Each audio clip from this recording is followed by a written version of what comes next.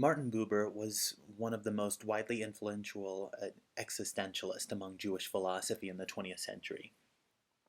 He is most well known for his exposition of two relationships, what he calls the two primary words, the I-it relationship and the I-thou, or I-you relationship. In other words, relating to a thing, an it, or a person, a person as an it, is very different than relating to a person as a thou. Buber uses the example of a tree in chapter 1 of I and Thou, because a tree is alive, but we don't typically think of ourselves as having an interpersonal relationship to a tree. Trees are instead things in the world that we analyze kind of more like a picture. We call it a column of wood, or we describe the motion of the leaves, we describe its color or classify its species, and so on. But Buber, he says that the thou implies a type of relation, whereas it implies a boundedness by others. That is, a tree is an it. I don't worry about it taking personal offense at being reduced to classification as an elm or an oak. But relating to a person as it involves a lot more than understanding facts about a person. I-it is the world of experience, and I-thou is the world of a relation.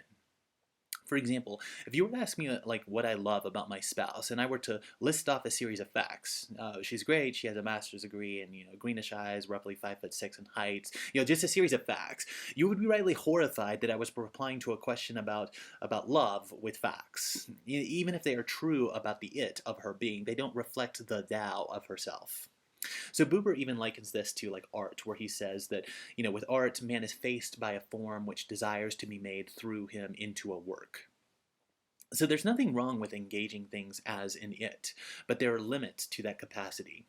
For example, engaging ideas is very often engaging a world of the it. He says this on pages 13, 14. He explains, quote, "The noblest fiction is a fetish. The loftiest fictitious sentiment is depraved. Ideas are no more enthroned above our heads than resident in them. The ideas wander amongst us and accost us. The man who leaves the primary word unspoken is to be pitied, but the man who addresses instead these ideas with an abstraction or a password as if it were their name is contemptible." End of quote. In the middle of the chapter, around page 14, he develops what I think is the most interesting and at least potentially provocative ideas around the dynamic of the it and the thou. Buber writes, "Feelings are entertained. Love comes to pass."